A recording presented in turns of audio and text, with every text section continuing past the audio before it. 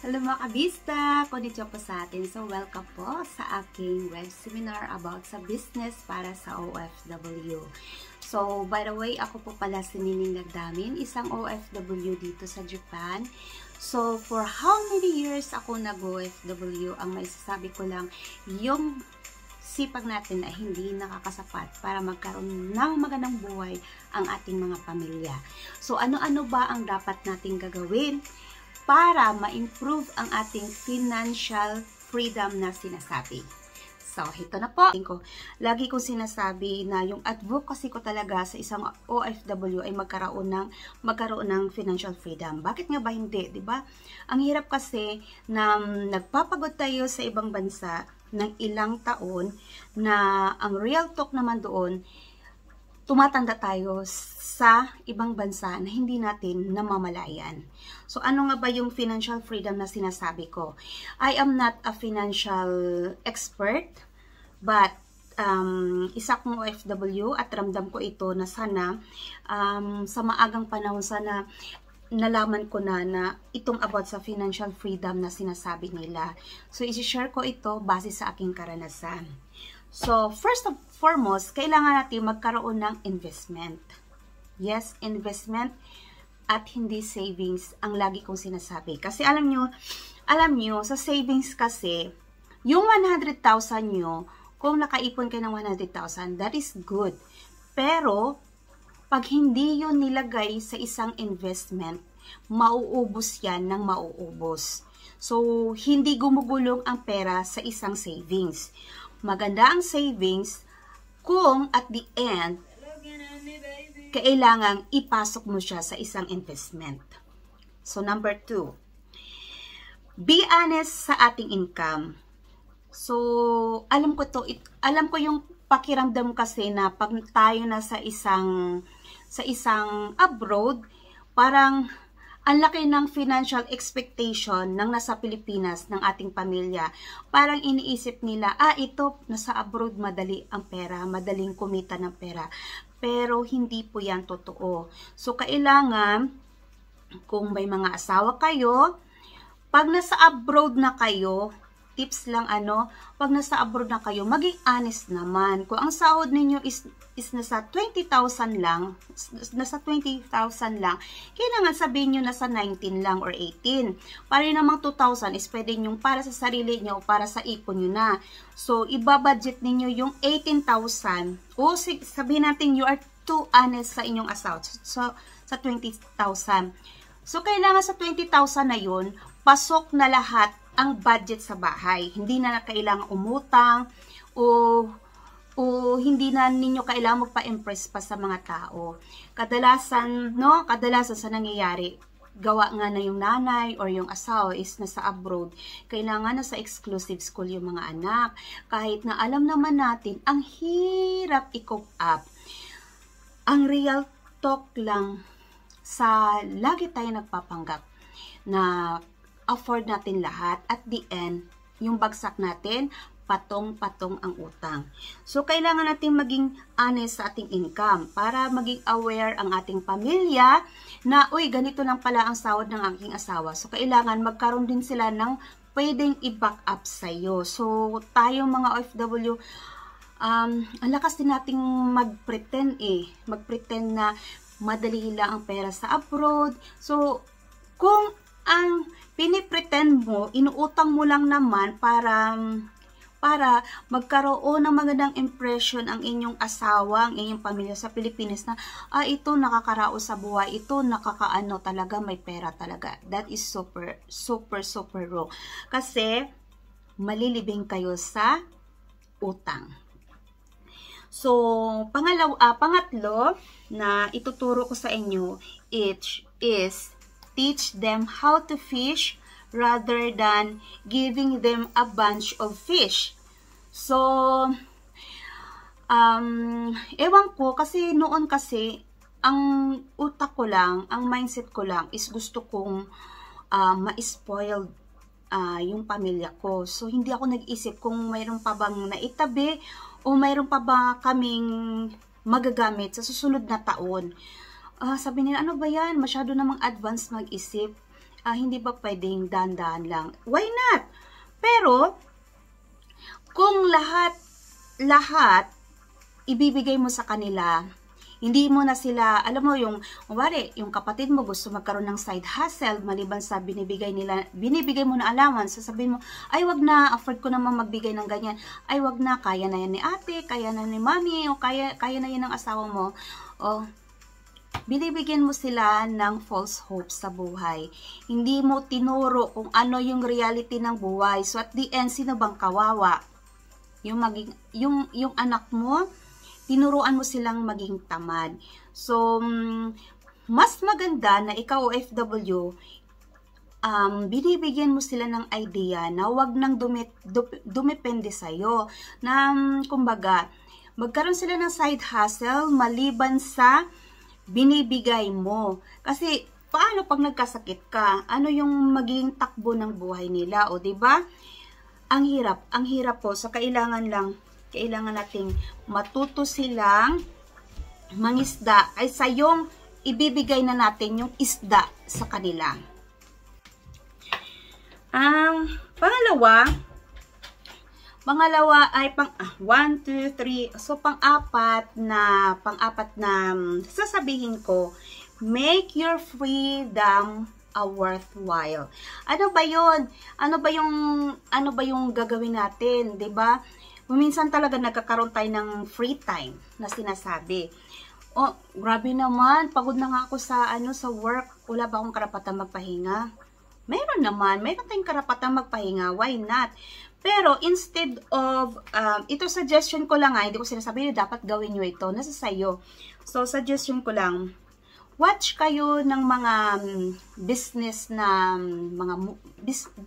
documentary, yung mga inspiring stories na alam nyo from poor going to naging mayaman sila, na nakaka-inspire sa iyo, na nakapagbabago ng mindset mo. Yun ang isa yung manood tayo ng mga kalaswaan, mga ganon. Pero hindi ko sinasabi na bastos hindi ko sinasabi bastos naman kayo. So nasa yun ng tao, nasa mindset na yun ng tao. Pero mas maganda manood kayo sa free time yun ng mga stories na nakaka-inspire, nakapagbabago ng inyong mindset.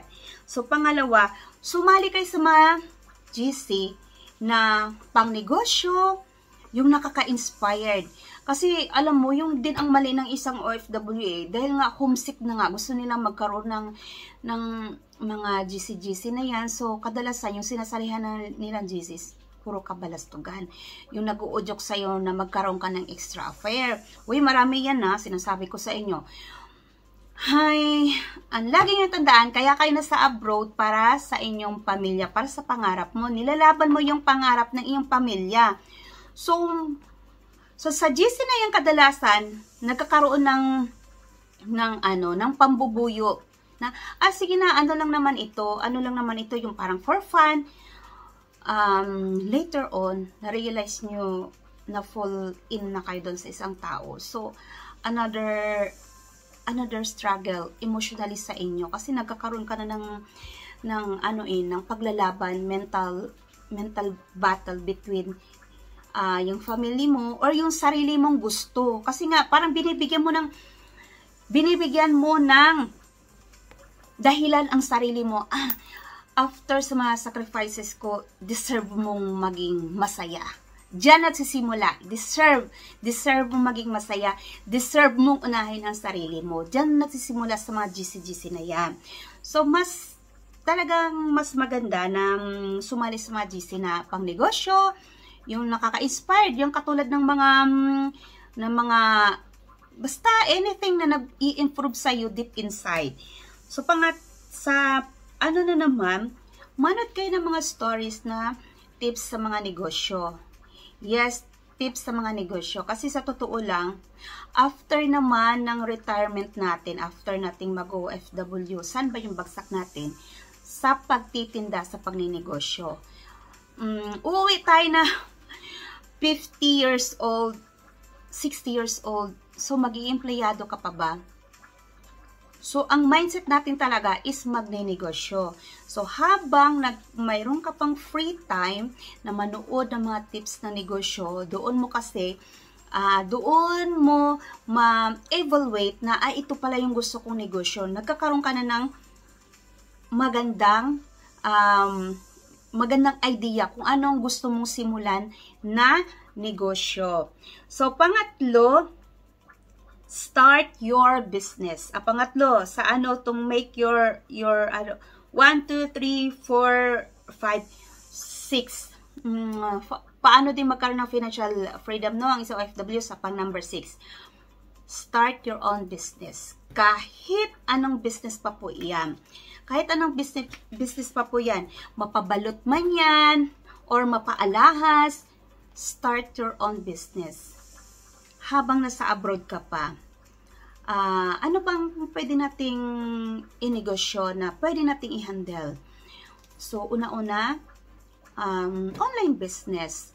Lagi kong ini-encourage yung mga kliyente ko na, alam nyo, dito sa abroad, malakas yung wifi. So, why don't you start your own online business? So, lagi nila tinatanong, Ma'am Neng, hindi namin alam kung anong ititinda namin. O, diba? Yun ang laging sinasabi. Hindi namin gamay kung ano yung paano mag-business. So, ito na. Kung sa virtual world, hindi mo kayang mag-business, paano pa sa actual na negosyo? Kung hindi mo kayang i-handle yung pressure. Do we have cheese? So, ito na nga. Hindi mo na kayang, sa virtual world pa, hindi mo na kayang mag-handle ng buyer, ng client, how much more sa real world na kailangan mong humarap sa yung kliyente. Paano yun? O, diba?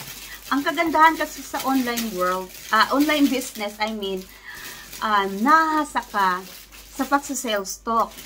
Wari, may binibenta ka. So, hindi tayo nagbebenta ng kailangan nating wala tayong sasabihin. Siyempre, mag-sales talk tayo, i-entertain natin doon. Later on, marirealize mo na, naano na pala ako. Tawag dito. Nagkakaroon na ako ng experience kung paano i-deal yung mga customer. Ano ba yung pwedeng inegosyo, Ma'am Neng? Gaya ng sinabi ko, lahat pwedeng inegosyo. Lahat ng pwedeng inegosyo. Habang sa abroad ka.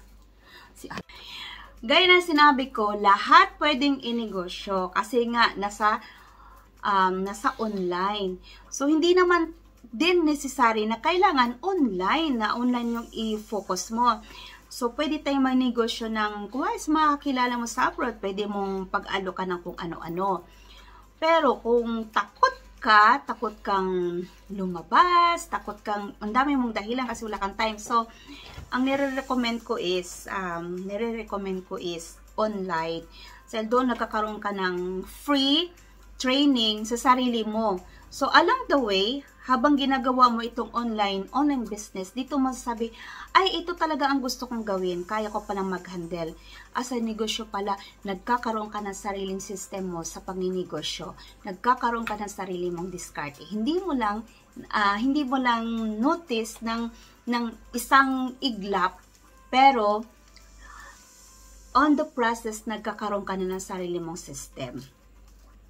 So, may tanong po ba dito?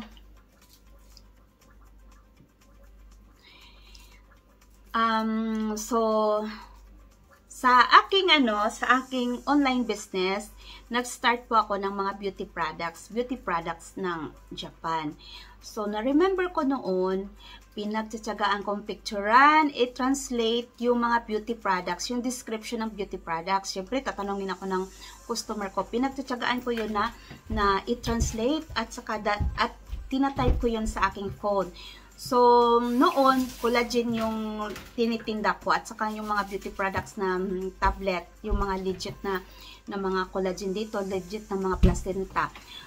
Kaya lang, nag-stop ako, although, maganda sanang kita doon kasi na-penetrate ko na yung, nagkaroon ako ng mga ng mga buyers sa France, sa Thailand, saan pa ba yun?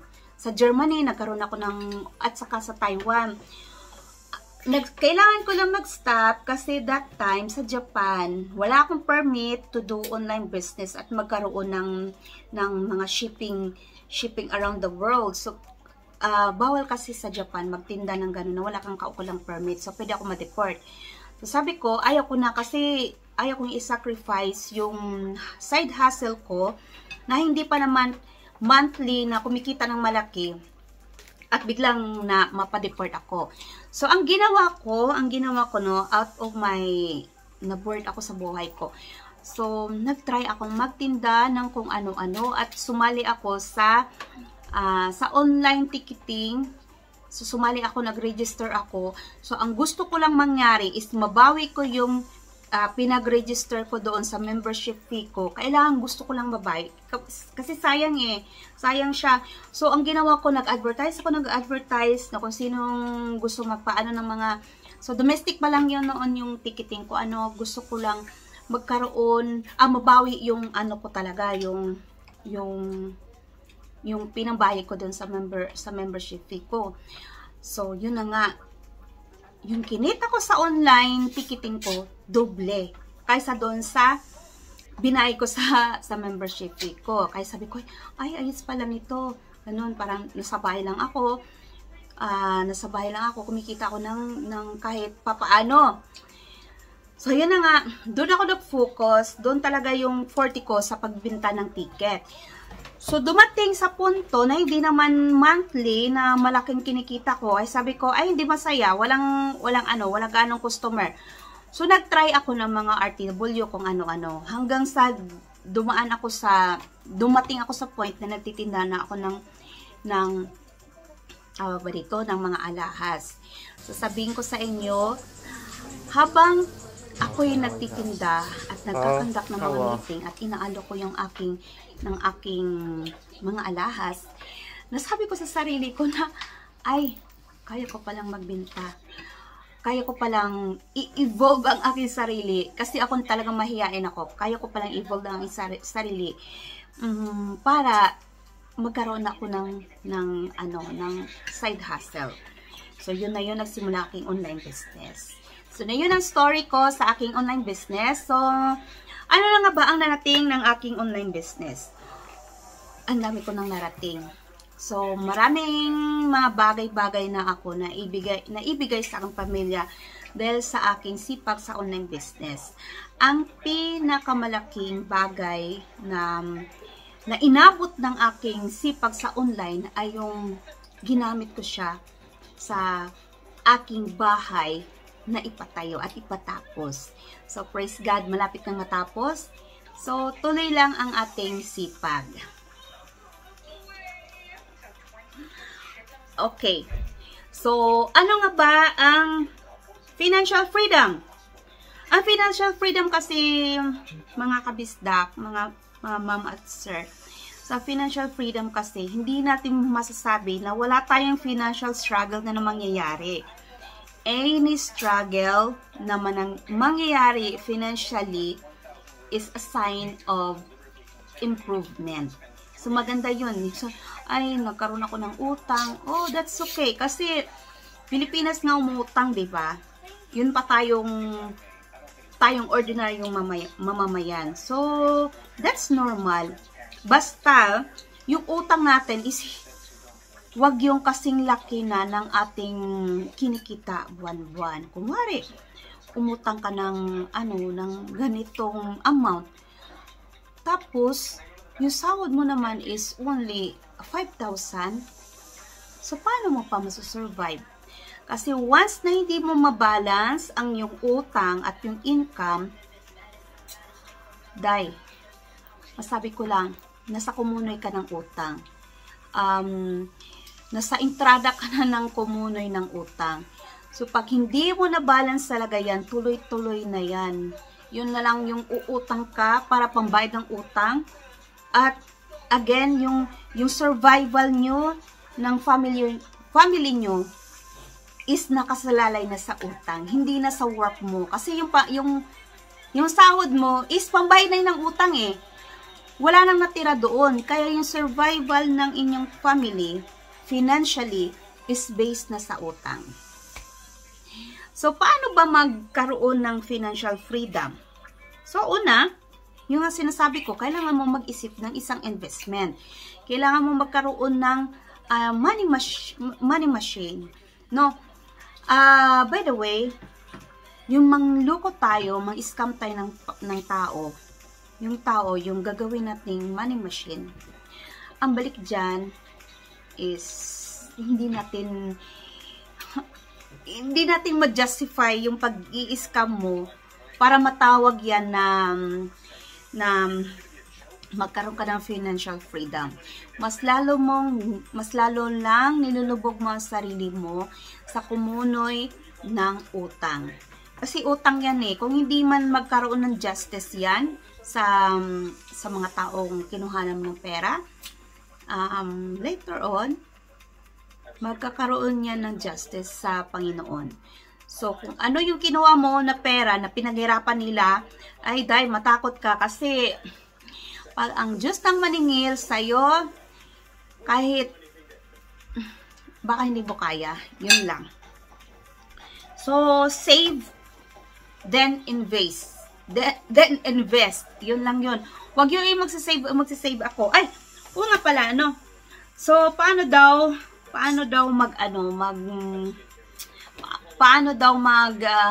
mag-save kung mag-invest kung ang income ay kulang.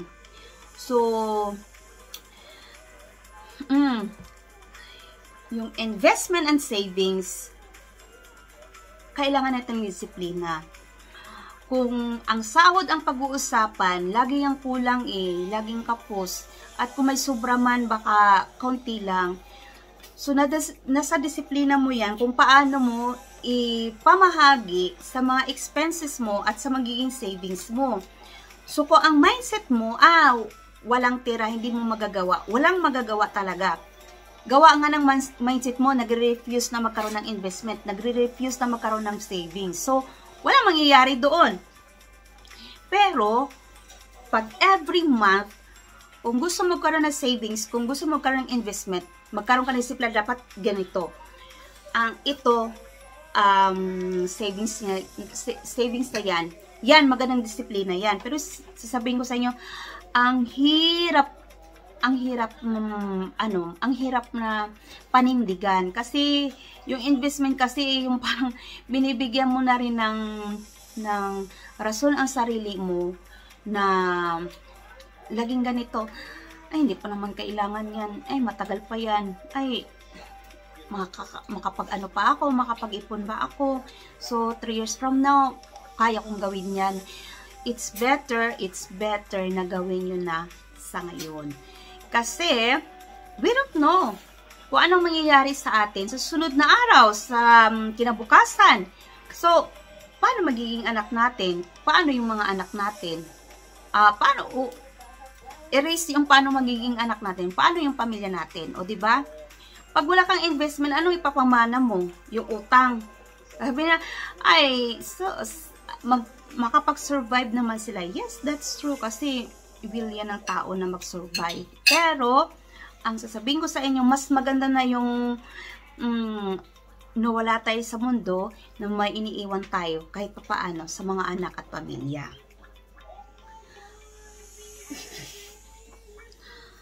So, again, ini-encourage ko kayo na magkaroon ng savings, investment. Uy, ito pa paano ba magkaroon ng investment ang isang OFW? Sa totoo lang, nakaka-heartbreak marinig yung mga kwento ng OFW kung paano nila binigay ng kusa yung pera at tulad ng bumalik sa kanila. Gawa nga ng akala ng iba, madaling kumita dito. So, kahit sa mga vlogs ko, kahit sa ibang lagi kong sinasabi na, please, kung wala kayong mapagkatiwalaan, bumili ng lupa, magpatayo ng bahay, kung wala kayong pinagkakatiwalaan na tao, please do not do that. Huwag na ninyong gawin. Kasi baka, Diyos ko, lumuha lang kayo. Ang dami kong mga horror story na ririnig sa ganyan na nag-invest sila ng 1 million para sa bahay. Pagdating nila sa Pilipinas, wala namang bahay na patayo. So, please lang, dapat legit. May mga tao dyan na okay lang sa simula, and then pagka second or third times or fourth times, wala na, niloko ka na. So, ano bang magandang natin? Magandang i-invest bilang OFW. So, granted ha, na wala tayong mapagkatiwalaan sa Pilipinas. Ang pinakamagandang i-invest nyo is alahas. Bakit? Bakit nga ba alahas? Una-una, mabilis, madaling i-keep yung alahas. Pwede mong ilagay sa isang dry na place, bit-bit mo, mabibit-bit mo kahit saan. Kung umuwi ka ng Pilipinas, bit-bit mo yun, suotin mo yun, o diba, nandyan lang. Pangalawa, pwede mo siyang ibenta. Pwede mong ibenta. At saka yung ano bang tawag dito, pag pina-appraise mo yung alahas, mataas yung value. So, wala kang kailangan may mamahala dyan. Ito muna ibigay. No. Ikaw mismo ang namamahala. So, maganda yon. Maganda talaga ang alahas. Granted na wala kang mapagkatiwalaan sa Pilipinas. Madaling bitbitin, madaling i-dispose anytime, madaling ingatan, at ikaw mismo ang namamahala. So, yun po. Ang advantage sa alahas is ganito. Una, tumataas ang value every month. So, nagbibenta ko ng alahas. Every week, every month, nagtataas yan. Kung hindi every week, every month, guaranteed yan. So, ano pa ba ang disadvantage?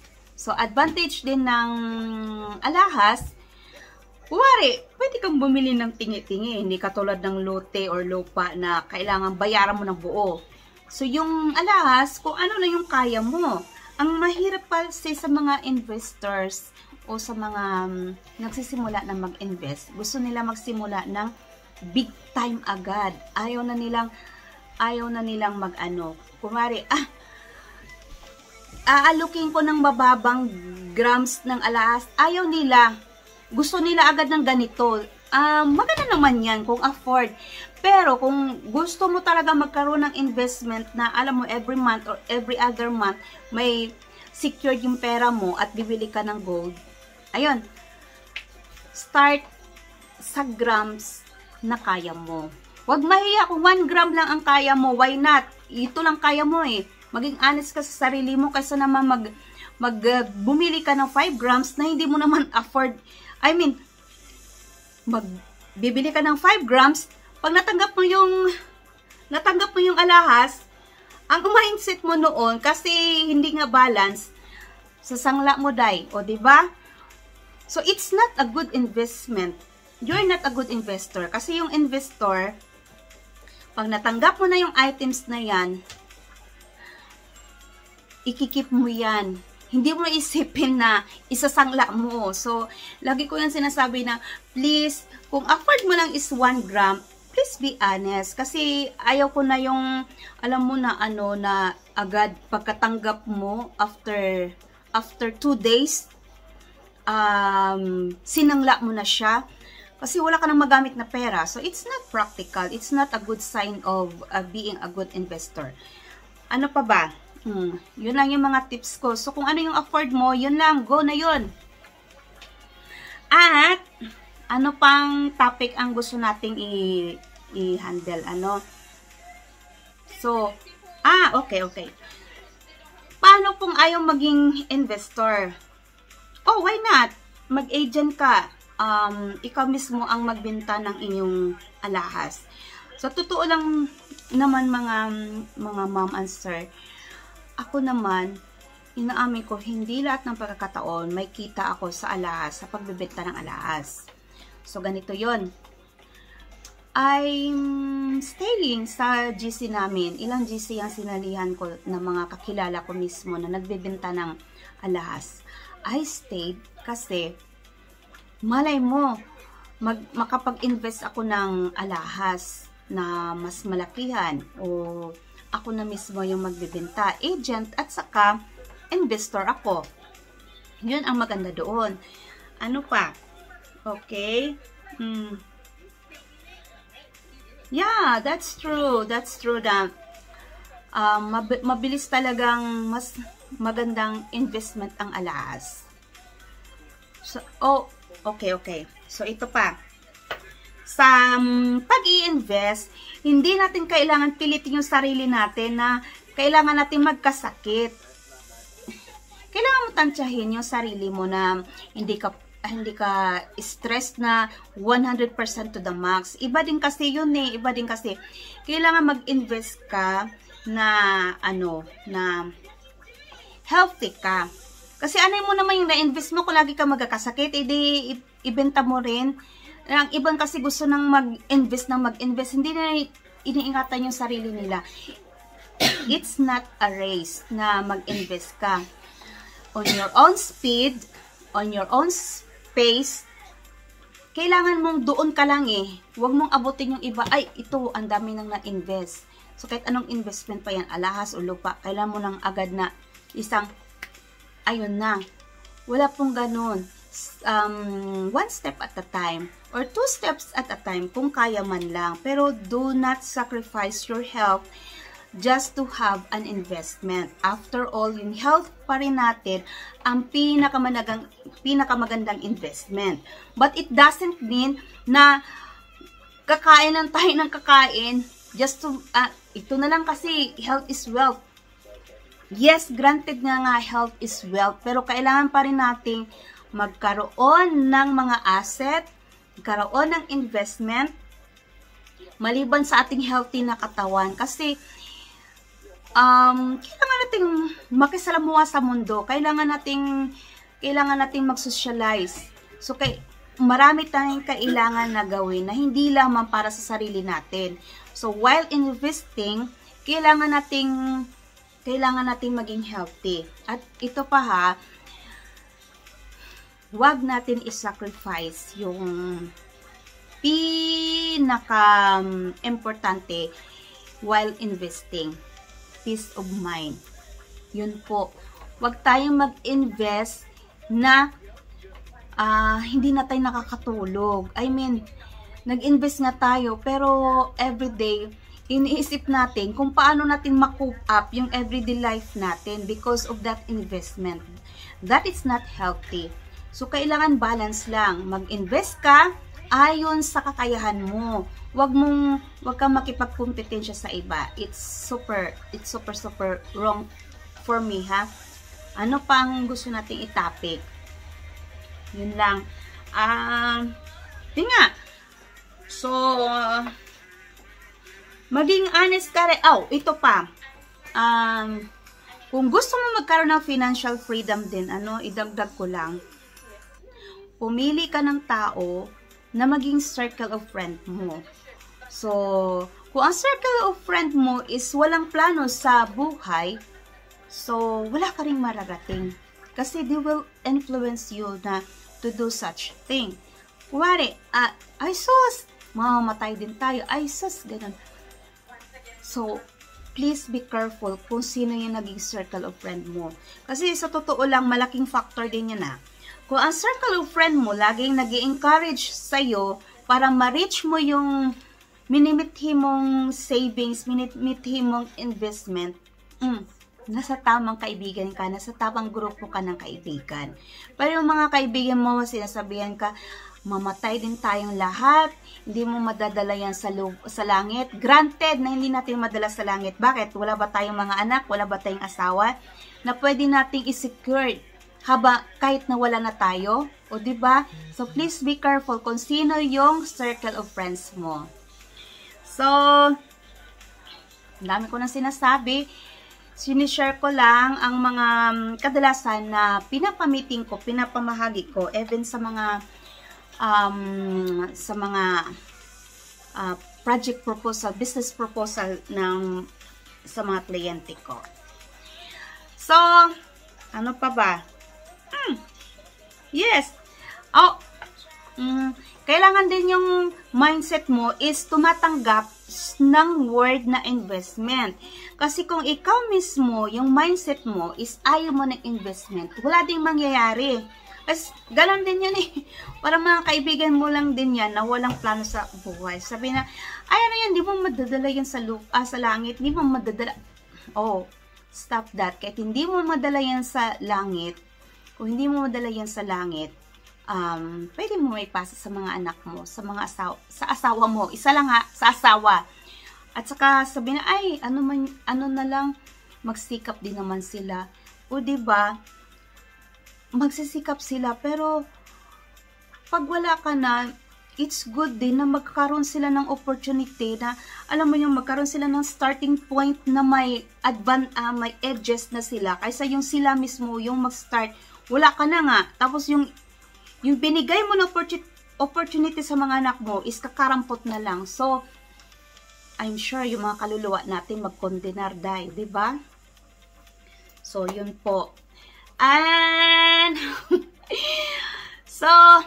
so for business and investment opportunity, please PM me, Karim, Budidat, Karim. So, please message me. Pag-uusapan natin ang mga bagay-bagay na pwedeng makapagbago ng inyong mindset at pwedeng makapagbago ng financial freedom mo. Hindi ko sinasabi na mayaman ako, pero sa strategy na ito, sa mga strategy nito, nagkakaroon ng pagbabago ang buhay ko. Nung kasagsagan, nung bago pa akong FW, marami akong mali na sa ngayon, lagi kong sinishare sa aking anak, lalo sa aking panganay na kailangan ganito, kailangan ganyan. Kasi ito yung mali ko dati eh. Nung nagsisimula pa lang ako, kung nakilala ko na yung mga tao, nakapagbago ng aking mindset in my early days, no, in my early years, siguro kahit paano, medyo maganda-ganda na yung tinakbo natin. Pero I'm still thankful na it's not too late. So yung pag-i-invest at pag-i-aim ng financial freedom, ngayon, kung ngayon mo sisimulan, it's never too late. So, ngayon na ang tamang panahon para magkaroon tayo ng financial freedom. So, please PM me and follow me to my YouTube channel, Bisdak Living in Japan. That's it. So, kita-kits tayo and please PM me kung ano yung mga content na pwede kong i-tackle sa aking channel. So, yun lang po. So, see you po. This is your Mother Bisdak. Salamat sa inyo. See you next time.